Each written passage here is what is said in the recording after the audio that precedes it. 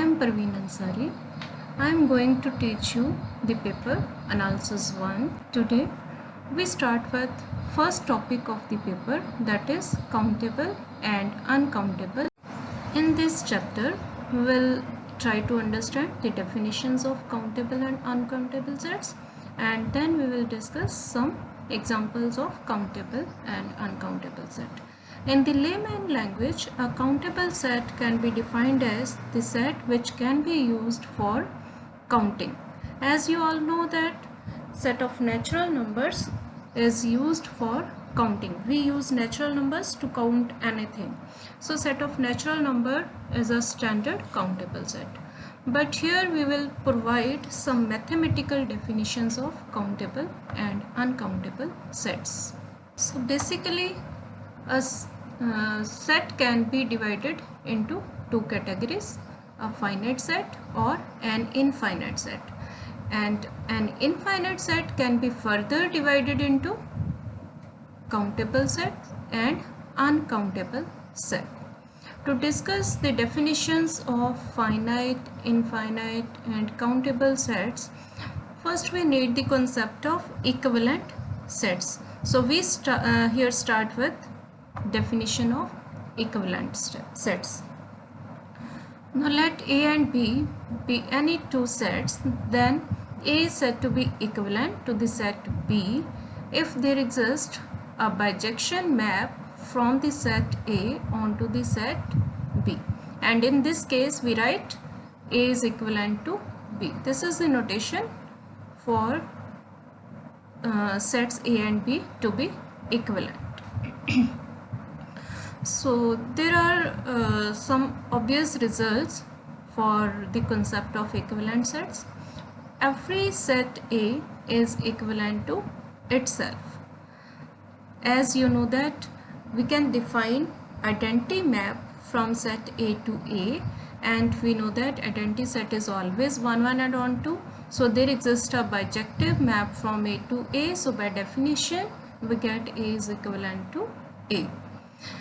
And second result is, if A and B are two sets such that A is equivalent to B, then B is equivalent to A. A is equivalent to B means there exists a bijective map from A to B.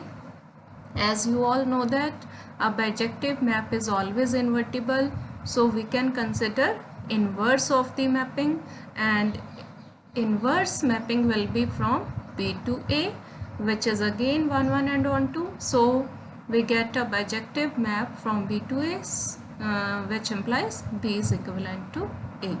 And third result is, if A, B and C are three sets such that A is equivalent to B and B is equivalent to C, then A is also equivalent to C. Its proof is very obvious. As A is equivalent to B, so there exists a bijective map, suppose F, from A to B, and as B is equivalent to C, so there exists a bijective map, say G, from B to C. Now if we consider composition of mapping F and G, that will be mapping from A to C, and also we know that composition of two bijective maps is again bijective, so their composition will be a bijective map from A to C. So we get A is equivalent to C. Now there are some examples of equivalent sets. First example is, let A is set containing three elements 1, 2 and 3, and B is a set containing three elements A, B and C. Then you can easily see we can define a mapping F from A to B, under which 1 is mapped to A, 2 is mapped to B and 3 can be mapped to C. And even we can use another mapping, 1 can be mapped to B, 2 can be mapped to C and 3 can be mapped to A.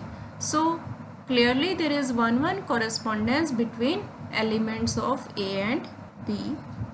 So A and B are equivalent.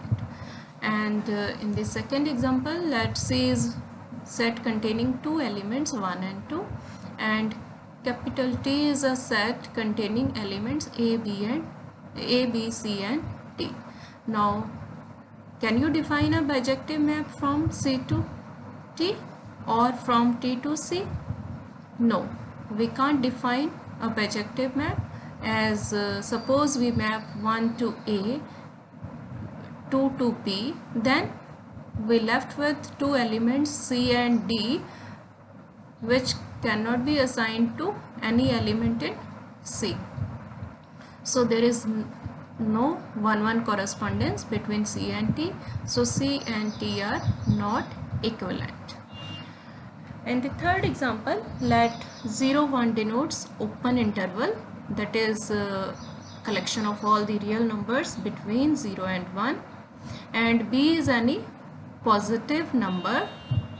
Then if we define a function f from open interval 0, 1 to open interval 0, b as f of x is equal to b into x for every x belongs to 0, 1, then you can easily prove that this mapping is 1, 1 and on to. So 0, 1 is equivalent to 0, b. So to check equivalence relation, it is very easy for finite sets, as in case of finite sets we can easily check 1-1 correspondence, but it seems somehow difficult for infinite sets. So let D positive denotes set of all the odd natural numbers, and capital N denotes set of all the natural numbers.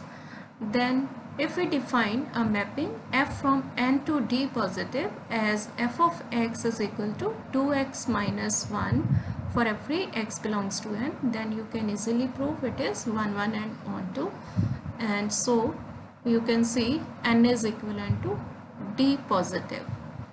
Also, if E is the set of all even integers and D be the set of all odd integers, then we can define a mapping f from A to D by f of x is equal to x plus 1, and you can check it is a bijection, so E is equivalent to D. Now note that in the second example, if we consider B is strictly greater than 1, then clearly open interval 0, 1 is a proper subset of 0b, but we have seen open interval 0, 1 is equivalent to open interval 0b. So by the concept of equivalence, equivalent sets, number of elements in the interval 0, 1 are equal to number of elements in open interval 0b. Similarly, we have seen D is equivalent to N, where D is the set of odd natural numbers and N is set of all the natural number, but D is a proper subset of N. But by the definition of equivalent sets, we see that they have 1-1 correspondence. It means they have same number of elements. So although we have not defined the terms finite and infinite sets, but we have seen that one thing that will distinguish an infinite set from a finite set is that an infinite set can be equivalent to one of its proper subsets, whereas a finite set cannot be equivalent to one of its proper subsets.